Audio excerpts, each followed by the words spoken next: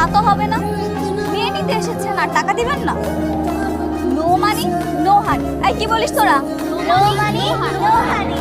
দেখেছিস, বললাম না গেটে এসে একটা না একটা ঝামেলা হবে।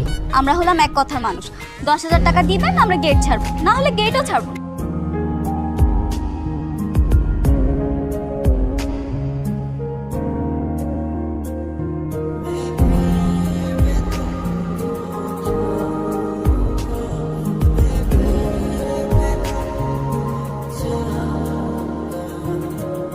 মাথা খারাপ হয়ে গেছে, একটু পর কাজে সাহেব আসবে, বিয়ে পড়ানো হয়ে যাক, তারপর তোর বকে দেখিস।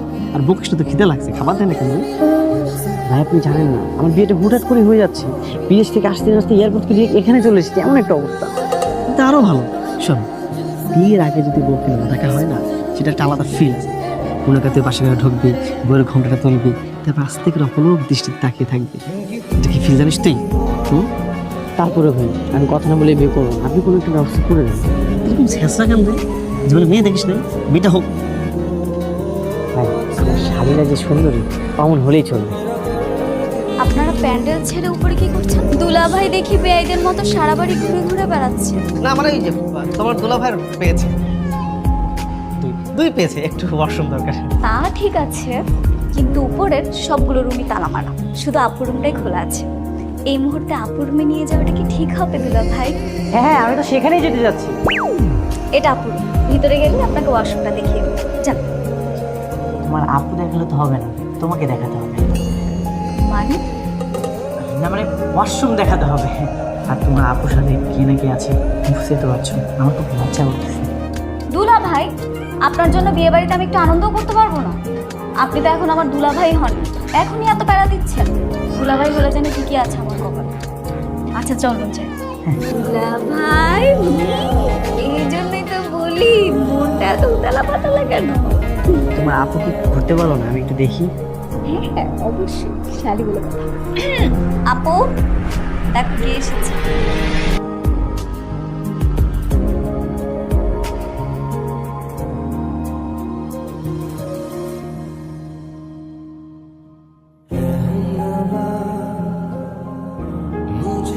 কি ব্যাপার দুলাভাই, আপুকে দেখে একেবারে স্তব্ধ হয়ে গেছেন তাই না?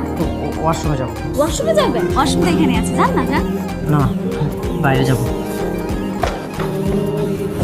ভাই চলেন, পছন্দ হয়নি, ঝামেলা আছে, চলেন। লজ্জায় পুরো লাল হয়ে গেছে। ভাই আমি বিয়ে করতে পারবো, এই বিয়েটা বন্ধ করে একটু ব্যবস্থা করেন।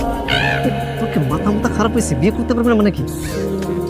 ভাই মেয়েকে আমার পছন্দ হচ্ছে না, আমি ভিতরে যে দেখি একটা আলুর বস্তা, আর কি দেখেছি জানেন, বিয়ের শাড়ি পরে রুটির কোলা খাচ্ছে। 10 লক্ষ টাকা দেনমোহর বুঝিয়া পাইয়া এই বিবাহে আপনার সম্মতি থাকলে বলুন কবুল।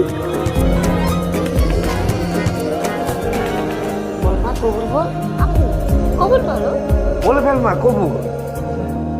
চাচা চালু করে চলেন, বর্তজ্ঞানে গেছে গা। কি বলিস, কি হয়েছে তা?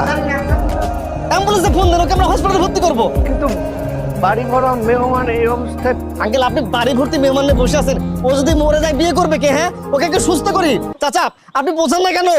হ্যাঁ হ্যাঁ বিয়ে সাহেব, আগে হাসপাতালে নিয়ে চলেন প্লিজ, ওখানে ডাক্তাররা আছে, সব ব্যবস্থা করতে পারবে প্লিজ বিয়ে সাহেব। বাবা আমি অ্যাম্বুলেন্সে ফোন দিই। আচ্ছা ঠিক আছে, তুই তাড়াতাড়ি অ্যাম্বুলেন্সে ফোন দে, আর ভেতরে গিয়ে তোর মা আর আপুকে বল যে আমরা হাসপাতালে যাচ্ছি। যা। আপনাকে দেখে তো কোনোভাবেই অসুস্থ মনে হচ্ছে না। খুব সুন্দর করে নাচতে নাচতে রেস্টুরেন্টে চলে এসেছেন, তাহলে বিয়েটা কেন ক্যান্সেল করলেন? সত্যি বলবো, অবশ্যই সত্যি কথা শোনার জন্যই আমি এখানে এসেছি। আমার না তোমার আপুকে পছন্দ, আমার তোমাকে পছন্দ, তোমাকে আমার ভালো লেগেছে। কি আপনার কি মাথা ঠিক আছে? কি বলছেন এসব পাগলের মতো কথাবার্তা? আমার সব কিছু ঠিকঠাক আছে, আমার তোমাকে পছন্দ হয়েছে, আমি তোমাকে ভালোবাসি। আর সেদিন অজ্ঞান হয়ে অভিনয়টা বিয়েটা ভেঙে দেওয়ার জন্য করেছিলাম। সেদিন অভিনয় করেছেন? ছি আপনি এতটা খারাপ। এ পছন্দ করেছো তো তাতে কি হয়েছে? আর ছেলের বাবা তো তোর বড় বোনকে দিয়ে বিয়ে করাতে চায়। তো সবকিছু কেমন জানি গোজামি রয়ে গেল, এভাবে বিয়ের কাজ হয় নাকি? তাহলে বাদ দাও না মা। এই তুই চুপ কর। কেন আপু চুপ করবে কেন? ওই ছেলেটার সঙ্গেই তোর বিয়ে দিব আপু, তুই চিন্তা করিস না। আচ্ছা ঠিক আছে, আমি ছেলের বাবার সাথে কথা বলে দেখি। আচ্ছা তুই কি চাস বলতো? তুমি একটা কাজ করো, তুমি মোহনা বাবাকে বলো, তাদের তুমি একটু বুঝিয়ে বলো মারিয়া কেন ও ছোট বোন মোহনাকে পছন্দ করে। আমার তো মনে হয় তোর মাথায় সমস্যা আছে। তোকে তো ডাক্তার দেখানো উচিত। বিয়ে ভেঙে দিয়ে বলছিস তুই পাত্রীকে না, পাত্রের ছোট বোনকে পছন্দ। ছি, কি নির্লজ্জ তুই। এসব আগে জানলে আমি তোকে বিদেশ থেকে আসতে বলতাম। আমার আর তোমার বিয়ে ব্যাপারে আমার বাবার সাথে আমি কথা বলেছি, আর বাবাকে বলেছি তোমার বাসায় কথা বলতে। আপনার তো সাহস কম না। আপনি ভাবলেন কি করে যে আমি আপনাকে বিয়ে করতে রাজি হব? রাজি হবে না কেন? আমি তো তোমাকে অনেক পছন্দ করি, আর আমরা দুজন মিলে অনেক হ্যাপি থাকবো। আপনার সাথে ভালো থাকার বিন্দু পরিমাণ ইচ্ছে আমার নেই। আপনি ফোনটা রাখেন। আচ্ছা, তুমি আমাকে সবসময় শত্রু মনে করো কেন? একটু সুনজরে তাকাতে পারো না? যে ছেলেটা বিয়ে করতে এসে পাত্রীর ছোট বোনকে পছন্দ করে তাকে সুনজরে দেখবো, এতটা খারাপ দিন আমার আসে না। আপনার বড় মেয়েকে বিয়ে করতে চাচ্ছেন, ও সেদিন আপনাদের ছোট মেয়েকে পছন্দ করেছেন।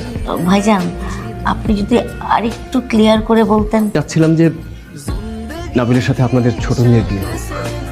আমি আপনাদের কাছে হাত জোড় করে ক্ষমা চাচ্ছি।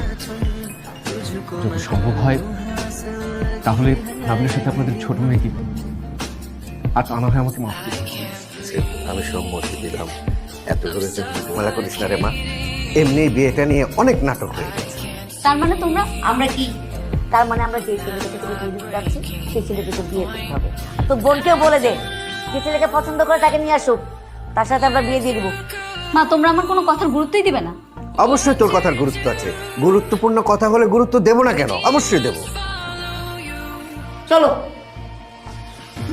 বাবা, মা, আরে বাবা, নাটক করা ডাক্তার দরকার নেই এখন আর। কাজী সাহেব আগান। তামসা।